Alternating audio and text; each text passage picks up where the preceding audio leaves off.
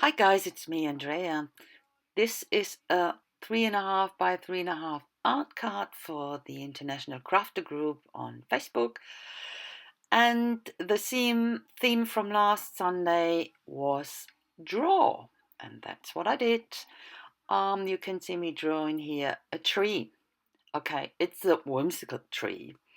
And I start with my pencil, draw everything down that I can erase just in case, as I do here. And I'm working on very heavy watercolor paper because I will colorize that with watercolor markers.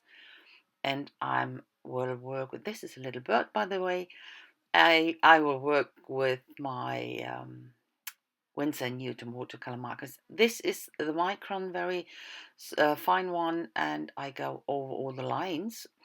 And before you erase it, it's always better to make sure that it's dry. So I always go over with the heat tool and dry it a bit. Even though the micron is not really smearing, it dries on, especially on watercolor paper. It soaks up and dries quite quick. So, but to make sure.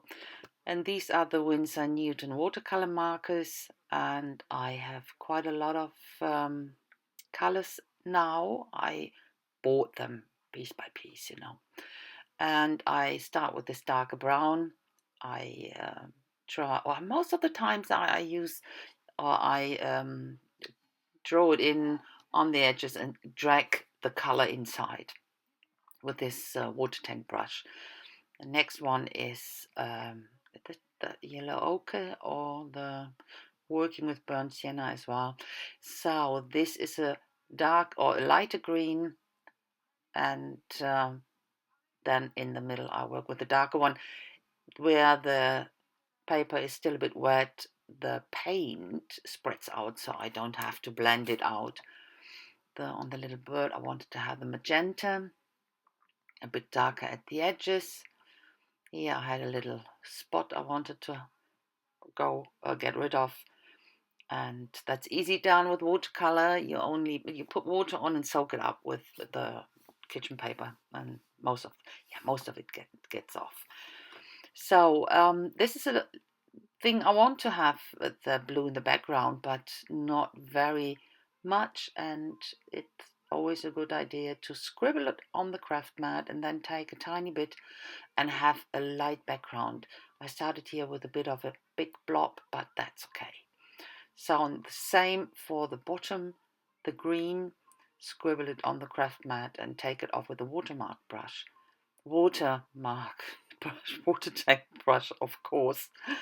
And now I frame it. I always like to have, especially with watercolor pieces, to frame it, to bring everything together. A bit of sketchy lines as well, especially when you are doing whimsical drawing. It always looks nice with this frame in the background. And I mat it on almost black cardstock. It's a very dark grey, but looks black here, of course. And what I do next is, before I put it on the card, I will put some heavy watercolor down to mat it on there. It looks always a bit nicer. And I will put the card on 3D foam. This is Scotch 3D foam. It gives it a bit more dimension. And that finishes it off already. So that's my card for last Sunday's challenge. And I hope you like it and had fun watching it. I had fun. I had fun making it. And you will see now a close up. Not a lot to see what you haven't seen before. But you can see here the dimension. I quite like that, especially with watercolor paper. It looks so much nicer when you put it on 3D form. My signature. And what I forgot, I wanted to put a happy birthday into the tree, and that's what I will do now. Because it's a whimsical motif, I will write it down a bit in this, whimsical way. And that's it. So thanks a lot for watching, guys, and I wish you a fantastic week. See you soon. Bye bye.